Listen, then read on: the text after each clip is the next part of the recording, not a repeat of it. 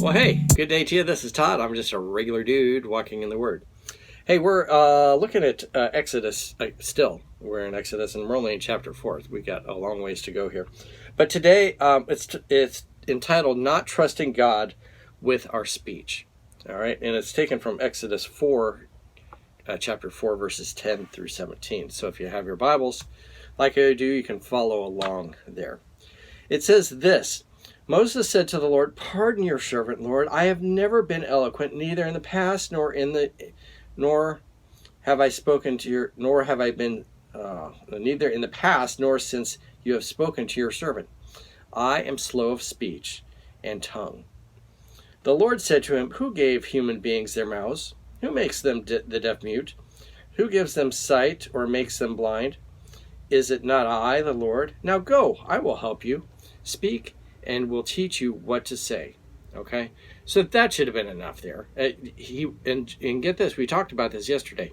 He was given those miraculous signs there, but Moses wasn't like satisfied with that. He was like, I can't speak really well, and God says here, "I'm going to be with you," but Moses says, "No, that's not enough." So verse 13, but Moses said, "Pardon your servant, Lord. Please send someone else."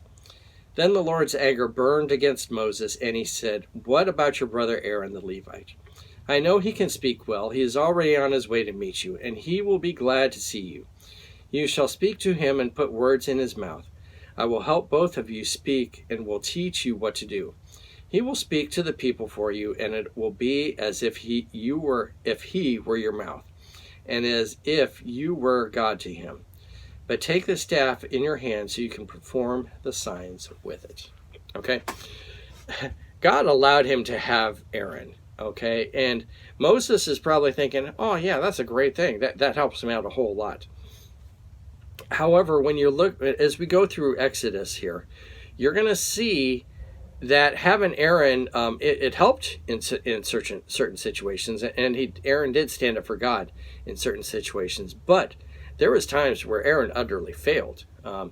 When Moses went up, to get the 10 Commandments, and he while he's up there, the people go, "Oh no, he's gone for so long," and they get Aaron to make a calf, and then Aaron says, "Oh, I just collected the earrings and put them in a fire, and poof, this calf comes out." Well, that's a lie, of course. Aaron made the calf. It made this golden calf. So not a good thing. And then there was another time where Aaron and his sister Miriam were complaining about Moses and why he should, be the leader of the people and so forth. And God was mad about that and struck Miriam with leprosy. Okay. So what Moses thinks here is like, "Oh, this is a great thing. Aaron will be with me and he can speak for me." It doesn't always turn out that way. It's best for us to trust in God and allow him to do the work that he wants to. Moses should have, when God instructed him to do this, and God said, "I'm going to be with you," and he gave him the 3 signs that we talked about yesterday, gave him those 3 signs, that should have been enough.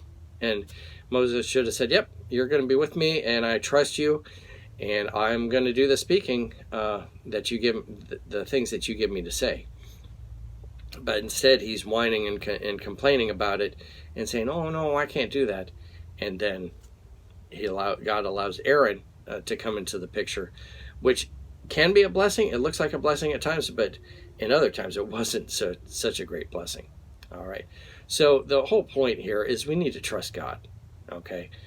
And rather than trust what we think needs to happen. Thank you for watching. I'm just a regular dude walking in the Word, and I look forward to seeing you tomorrow as we continue our journey through Exodus. Lord's blessing. I'll see you then.